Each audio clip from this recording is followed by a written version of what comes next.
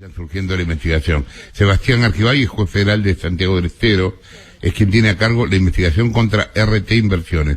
Rolo, una pregunta de ignorancia total, pero que no quise hacerse al juez porque nada, me parecía. ¿Por qué el juez federal de Santiago del Estero investiga lo que pasó en Catamarca? Porque no hay tantos jueces federales en el norte. Hay un juez federal en Catamarca. ¿En Catamarca no hay juzgado federal? Está Miguel Contreras, que tiene la causa de Ademar Capital. De Ademar. La de RT le termina cayendo a este. Hubo una discusión por la competencia, este juez con el que hablábamos recién. Sí. Pero cuando tienen que dividir las causas entre juzgados, tiene que subrogar el de alguna provincia vecina. Este problema que hablamos en abstracto siempre de faltan jueces, que faltan jueces, que faltan todo. Que están en algunos casos está el juzgado creado y no tiene juez desde hace años, y en otros casos directamente no existe. Bueno, acá aparece el juez federal Sebastián Argibay, está subrogando en un juzgado que tiene que ver con algo que está pasando en Catamarca. Pero les aclaro también algo.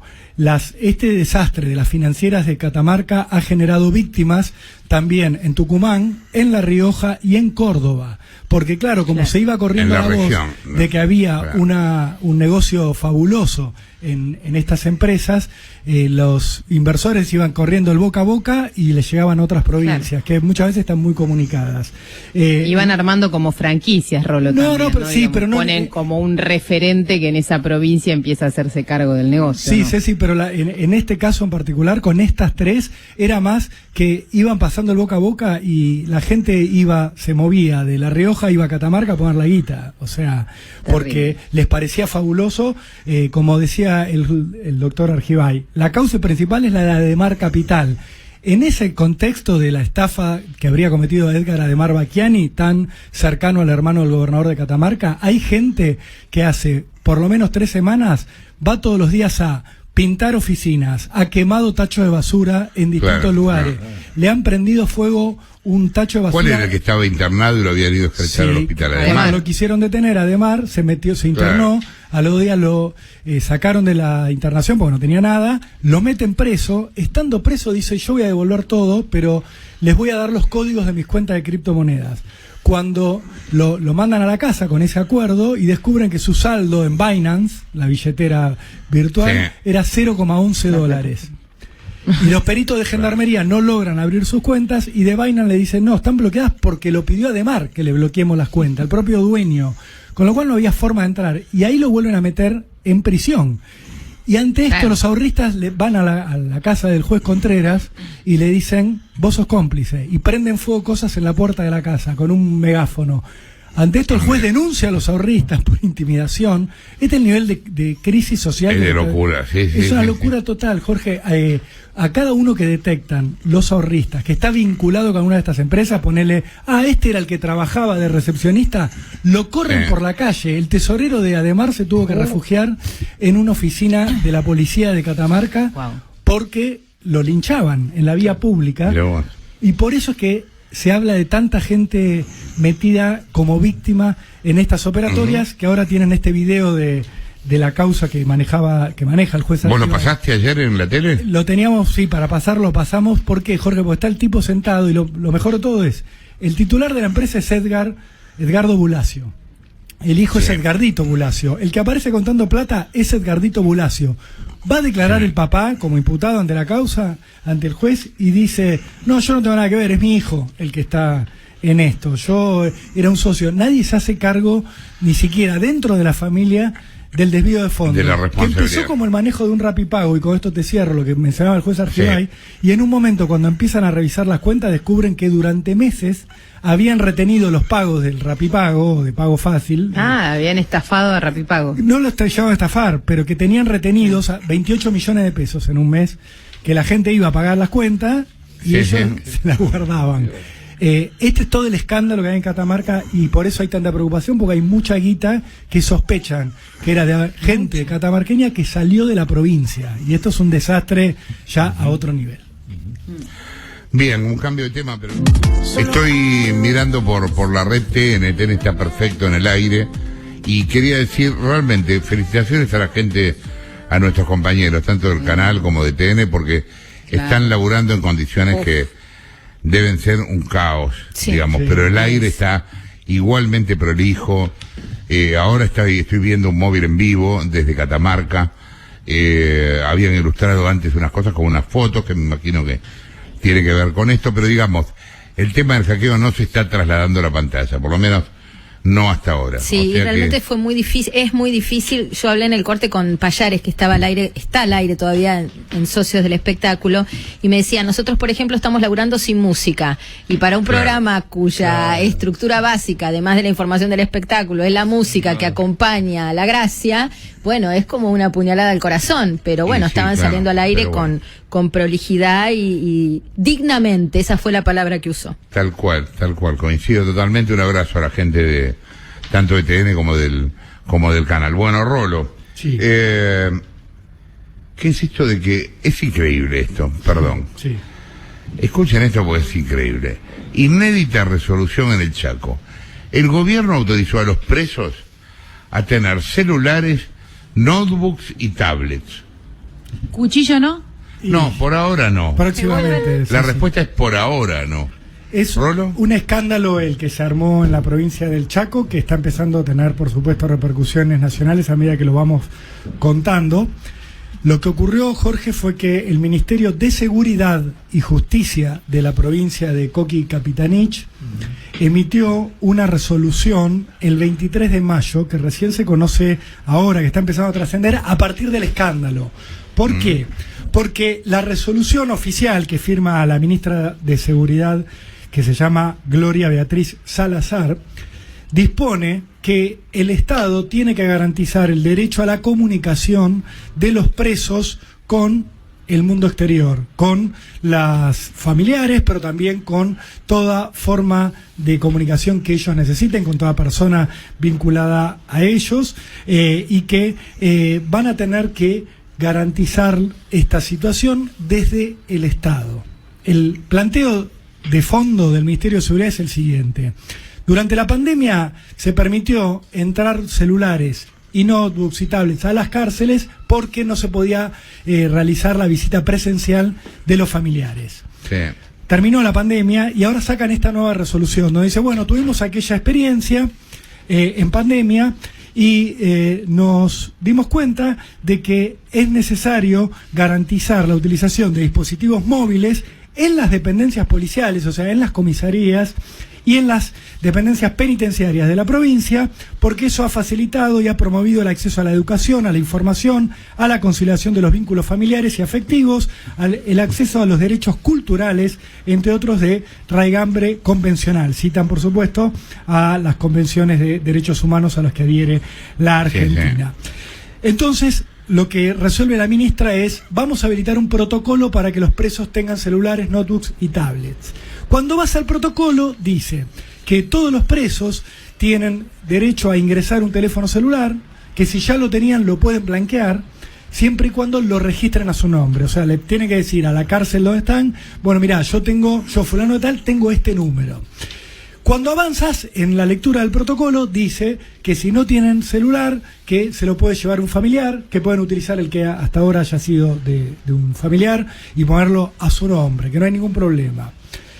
¿Qué pasa cuando llegás a el punto D del protocolo de uso de celulares en las cárceles? Que ya de por sí es recontra polémico. Ahora vamos a entrar en por qué es polémico. Pero esto va un pasito más allá, Jorge, porque el punto D del protocolo para uso de celulares oficial del gobierno del Chaco dice el Estado facilitador de la comunicación.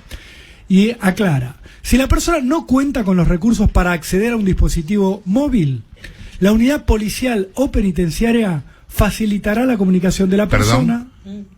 Facilitará la unidad policial o penitenciaria la comunicación de la persona con su grupo familiar, afectos, para su desarrollo cultural, bla, bla. Y acá está el tema, ya sea por teléfonos móviles fijos y o ordenadores de la dependencia destinados especialmente a ser proporcionados. O sea que se los va a agarpar el Estado. Y la polémica se armó porque la gente leía en que van a utilizar aparatos de la dependencia destinados especialmente a ser proporcionados a las personas en contexto de encierro o aquellos que pudieran ser otorgados a través de programas del Estado provincial, nacional y o municipal para personas que no contaren con los mismos. O sea, esto literalmente dice, el preso que no tiene celular se lo va a dar la unidad policial, la unidad penitenciaria o algún programa del Estado. La noticia entonces explota en el Chaco como el Estado les va a dar celular a los presos. Y sí. Todo esto genera una aclaratoria del Ministerio de Seguridad que lanza un comunicado oficial. Esto que yo te leía era el decreto oficial al que tuvimos acceso, que tengo copia.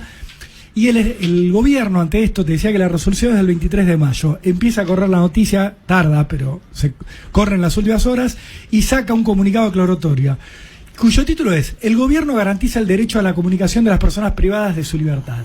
Y comienza diciendo: el gobierno aclara que el Estado no proveerá los celulares ni otros dispositivos a las personas detenidas, sino sus familiares y allegados. O sea, se lo va a dar los familiares y allegados. Habla, da los detalles de la resolución, en palabras un poco más llanas, no te voy a aburrir, pero cuando llegas al final del comunicado dice esto: sí se hace saber que si una persona privada de su libertad no cuenta con recursos para acceder a un dispositivo móvil, el Estado, a través de la unidad policial o el servicio penitenciario, deberá garantizar el derecho a la comunicación con el grupo familiar, ya sea a través de computadoras, teléfonos fijos o celulares que se encuentren dentro de la dependencia en la que la persona se encuentra alojada. Esto y es entonces, lo mismo. La aclaración es lo mismo que esto es lo mismo. Lo que no dice que se lo van a dar con un programa estatal, pero dice, cuando incluye, el tema cuál es acá, Jorge, cuando incluye, y le aviso esto a los del Ministerio de Seguridad de Chaco, si quieren hacer una aclaración, saquen del texto aclaratorio teléfonos móviles. Claro. Porque el Estado sí tiene la obligación de garantizar la comunicación de los presos con el exterior a través de teléfonos fijos, a través de teléfono público. Vos le tenés que dar al preso un teléfono público para que hable con el exterior. Vos no le podés decir, salvo disposición transitoria sobre una persona, que esté incomunicado. Vos, si el tipo, por decisión judicial, no hay ninguna traba para que él hable con su entorno, con sus amigos, vos le tenés que dar el medio para que lo haga, que es el teléfono público. ¿Y por qué es el teléfono público? Porque el teléfono público se puede monitorear, punto uno. Sí, claro. Y porque el teléfono público tiene una grabación que muchos de nosotros escuchamos, lamentablemente, que precede a la llamada. Lo están llamando de tal lugar. Lo están llamando de tal unidad penitenciaria, para que vos sepas que te llaman de una cárcel, porque no te está llamando alguien que está en pleno uso de sus libertades. Está privado de su libertad ambulatoria. Cuando hablan de los derechos de los presos, ya está privado de la libertad. Está hiperdemostrado para qué se usaron los teléfonos celulares en las cárceles. Exactamente. Desde para mandar a matar gente, como en el caso de los cárteles en Rosario, hasta para la extorsión, para las llamadas de engaño. Jorge, el delito de estafa subió en la Argentina. Claro. El 70% el año pasado. Ese 70% que aumentó, mayoritariamente tuvo como origen llamados hechos desde las cárceles con teléfonos celulares. Porque cuando empezó la pandemia, hubo fallos judiciales contradictorios en algunos distritos que habilitaron, por el término de la pandemia, los celulares en las cárceles, ¿te acordás? Sí, claro. Terminó la cuarentena y a nadie le sacaron los celulares. Y los celulares están adentro de las cárceles. Pero al día de hoy no son legales y están prohibidos en la Argentina, salvo algunos distritos, que ahora si querés te cuento un poco lo que está pasando, por fallos judiciales, no por disposiciones del gobierno, del Ejecutivo, como este caso del Chaco, pero están prohibidos en toda la región. No hay lugares donde los celulares estén habilitados en las cárceles, porque se sabe, hay consenso, por la experiencia, no por el prejuicio, que los celulares se usan para delinquir, que los presos mayoritariamente los quieren usar para comunicarse, pero que un porcentaje muy importante los usa sin control y delinque con los celulares. Cuando empezó la pandemia, Jorge, hubo distintas posturas, pero la más significativa, que es la que te quiero marcar, es la que se dio en el ámbito nacional, en el Servicio Penitenciario Federal, que depende del Ministerio de Justicia de la Nación. Sí. Cuando empezó el escándalo de que los presos no tenían visitas, ¿se acuerdan que decían van a morir todos los presos? Y el juez Víctor Violini dicta un fallo en la provincia para que se promueva la liberación de presos. ¿Qué ocurre? En el Servicio Penitenciario Federal empieza a haber una polémica. Bueno, ¿qué pasa? ¿Nos liberan? No los vamos a liberar. Le dicen, la verdad que toman la cárcel de Devoto, se arma un escándalo. Empiezan a plantear distintas presentaciones oficiales los presos para que los habiliten a tener celulares. Hacen particularmente un habeas corpus los presos de Ezeiza, que va a parar al juzgado federal de Federico Villena en Lomas.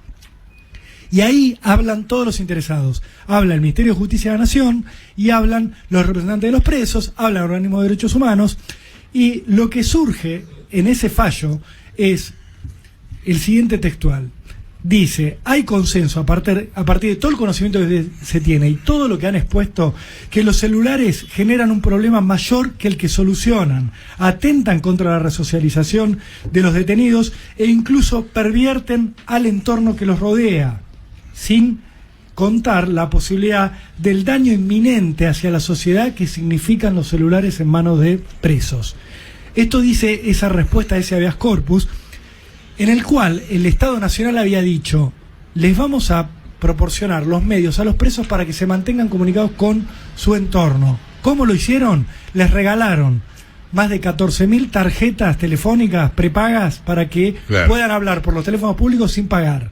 Y habilitaron salas de videoconferencias que no existían hasta entonces, que son computadora con un monitor, controladas, obviamente, donde el preso pide un turno, se sienta ante la computadora y habla por videoconferencia con su abogado. Claro. Uh-huh. ¿Por qué se estableció esto? Porque lo que no se le puede dar a un preso es un celular que nadie monitoree. Uh-huh. En la provincia de Buenos Aires hubo un fallo también de Víctor Violini en la dirección opuesta. Ordenó garantizar el uso de celulares en las cárceles.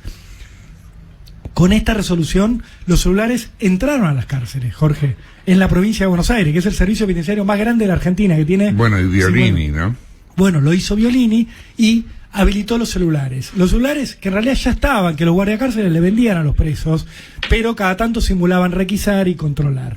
¿Qué pasa? Se habilitan los celulares en la provincia de Buenos Aires y nunca hubo una resolución, al día de hoy te estoy diciendo, que ordenara retirar los celulares. Con lo cual, en las cárceles bonaerenses hay celulares de manera descontrolada, porque esos registros que habían planteado, bueno, que los presos por este fallo judicial tengan celulares, pero que los registren a su nombre. ¿Para qué? Para que si lo usan para cometer un delito, el número tal te llama para manguearte plata, para robártela, para estafarte, vos puedas hacer la denuncia, que la justicia averigua a nombre de quién está ese teléfono y digan, mira, está a nombre del preso fulano de tal. Ese registro no se hizo nunca. Los celulares están, de hecho, adentro de las cárceles bonaerenses, pero no hay una habilitación oficial. Todos se hacen los giles con esto. En el Servicio Penitenciario Federal están prohibidos, o sea que si aparecen celulares, siguen estando en ilegalidad. Y lo mismo pasa en toda la Argentina, salvo ahora en el Chaco, que el gobierno chaqueño dice que tengan celulares y nosotros lo vamos a garantizar. Yo no me opongo a que tengan celulares, lo que me opongo es al descontrol. ¿Por qué? Porque en paralelo a todo esto, Jorge... Yo te digo, bueno, discutámoslo si querés, pero yo sí me opongo a que tengan celulares. Me parece mal. Porque en las cárceles puede haber 10 teléfonos de línea y se acabó la historia. Y que esos teléfonos estén monitoreados, digamos. Tampoco tipos que no han estado en la casa en la puta vida necesitan hablar todo el día con la familia, digamos. Dejémonos de joder. O con el abogado, digamos, que es como que, viste, que cada cosa que termina dándose por excepción en la Argentina, al poco tiempo se convierte en un derecho. Sí. Entonces, el derecho a la comunicación de no sé qué mierda. A mí me parece mal, realmente, están presos los tipos. Digamos, no, en serio, bueno, no. Los que dicen, vos fijate el texto de la resolución chaqueña, que no habla de presos, habla de personas privadas de su libertad. Es una diferencia. Sí, de manera correcta. Lo que voy es otra cosa. Se paran ideológicamente en otro lugar. Sí, claro, donde están negando con la palabra, con esto de privado de su libertad. Son víctimas, las ponen en lugar al delincuente como la víctima. No están privadas de su libertad. Un juez ordenó que esté preso porque o cometió un delito que está probado o se sospecha que cometió un delito que está en camino de ser juzgado. Ojalá estuvieran todos condenados los que están presos y no hubiera presos que no están condenados. Pero lo que digo es, vos cuando usás esta terminología, los estás poniendo en un lugar igualitario con cualquier persona. Y entiendan algo, yo quiero que tengan todos sus derechos humanos, pero los privaron de la libertad porque cometieron un delito, se sospecha que lo cometieron, y ya le sacaron un derecho clave de un ser humano que es la libertad. Entonces, el único que importa. Que es el principal. Digo, Calabró dice el único que importa. Por supuesto, es fundamental. La vida y la derecho libertad. A la vida y derecho a la libertad. Bueno, te privan de la libertad por algo. ¿Qué pasa con los celulares? Si vos tenés, por ejemplo, el Servicio Penitenciario Bonaerense, 50.000 presos con 50.000 celulares, no hay forma física de saber qué están haciendo con esos celulares. Porque cuando se los autorizó se dijo que solo puedan hablar por teléfono, que no usen redes sociales. ¿Por qué? ¿Cómo controlas el celular que no usa redes sociales? Jorge, me pasé haciendo nota mostrando los TikTok que hacen los presos, los vivos que hacen de Facebook, de Instagram, de cualquier red social, transmitiendo de dentro de la cárcel. Y, por ejemplo, un detalle menor, el estafador de Tinder, cuyo caso conté miles de veces, usaba Tinder en la cárcel y se levantó minas en la cárcel, minas a la que después estafó, porque tenía Tinder, estaba preso y se metía en una red de citas donde las personas que estaban del otro lado no sabían que el tipo estaba preso, condenado por haber estafado a mujeres a las que había conocido por Tinder. O sea, seguía teniendo la herramienta que había utilizado para cometer delitos y que lo había llevado a la cárcel. En la cárcel seguía teniendo su herramienta del delito. Los monos, los jefes, el Guille Cantero cometió más delitos estando preso en un penal federal que estando libre. ¿Por qué? Porque tiene libre acceso a los teléfonos. Tenemos escucha telefónica donde él dice, secuestra a tal, mata a tal, lleva la droga a tal lugar, y eso lo hace con teléfono que tiene. Está bien, en el extremo de Cantero usó el fijo también. Sí, claro. ¿Por qué esto? Porque el Servicio Penitenciario Federal desactivó, como te conté. Claro, no funciona el SPF. Te lo conté acá. María Laura Garrigó de Rebori desactivó la unidad 50, inteligencia penitenciaria. No hay quien investigue los delitos que se cometen dentro de la cárcel. En la provincia de Buenos Aires hicieron lo mismo. El Servicio Penitenciario bonaerense no tiene servicio de inteligencia, lo cual es un delirio. Porque si un preso está vendiendo falopa adentro de la cárcel, nadie lo investiga. Se tiene que ocupar de investigarlo el guardia, que además se tiene que ocupar que no se escape, que tenga comida, que no se pelee con otro preso, que no se agarren a facazos. Es imposible para ese guardia. Para el guardia del servicio penitenciario es imposible controlar, además de todo lo que tiene que controlar, que el tipo no utilice su teléfono celular para cometer delitos contra víctimas que están en el exterior, o que no lo utilice el celular para arreglar una venta de falopa adentro del penal. Entonces, es un descontrol lo que pasa en el servicio penitenciario bonaerense, federal, los de las provincias.